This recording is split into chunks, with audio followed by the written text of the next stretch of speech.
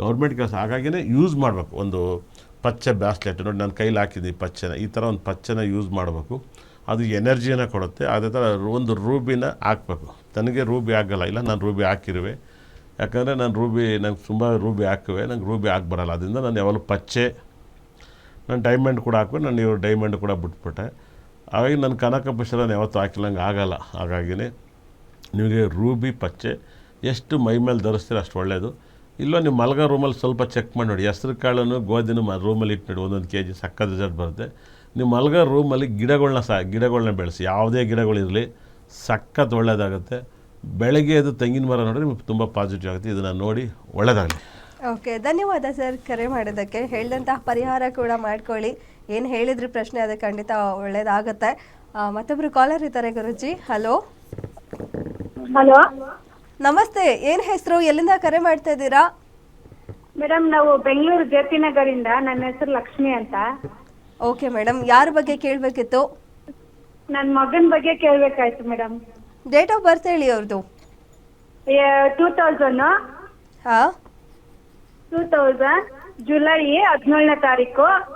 ಹೇಳಿ. ಒಂದು ನಿಮಿಷ. 17/7/2000. ಹಾ.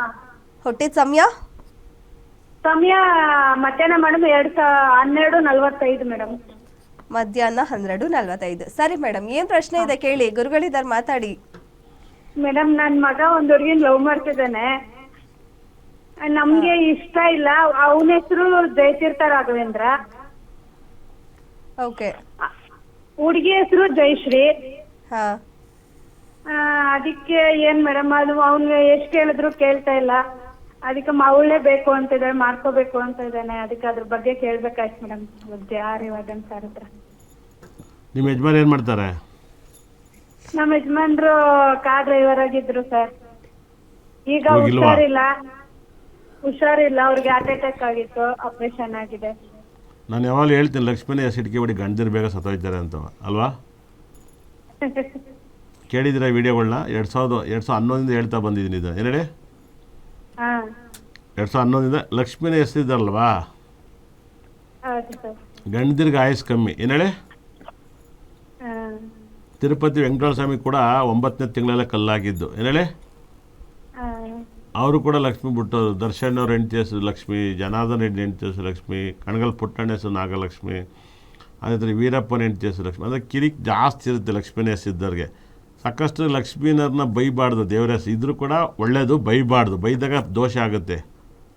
ಅದು ಕುಡಿಯೋ ಗಂಡದಿರ್ಗಿಂತ ಸಿಕ್ಬಿಟ್ರೆ, ಸಂಸ್ಕೃತದಲ್ಲಿ ಬೈದ್ಬಿಟ್ರೆ, ಅಮ್ಮ ಅಕ್ಕ ಅಂತೆಲ್ಲ ಬೈದ್ಬಿಟ್ರೆ ಬಾಯಿ ಬಡ್ಕೋಬೇಕು. ಅದು ಶಾಪಲ್ಲಿ ಇವರೇ ಒಪ್ಕೊತಾರೆ.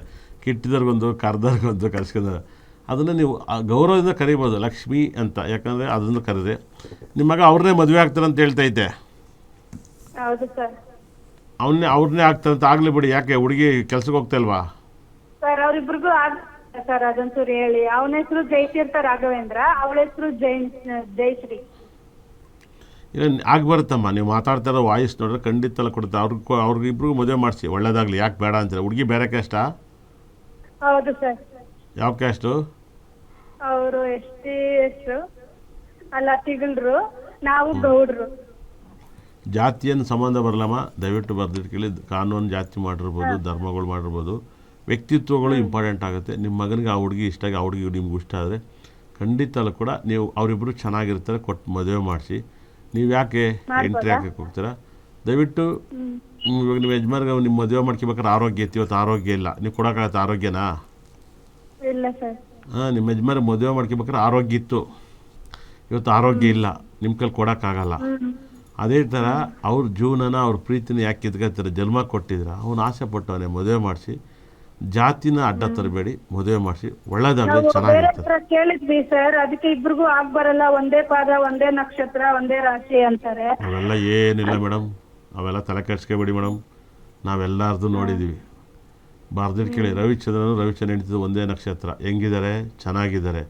ನಾಗೇಂದ್ರ ಪ್ರಸಾದ್ ಹೆಂಡ್ತಿ ಒಂದೇ ನಕ್ಷತ್ರ.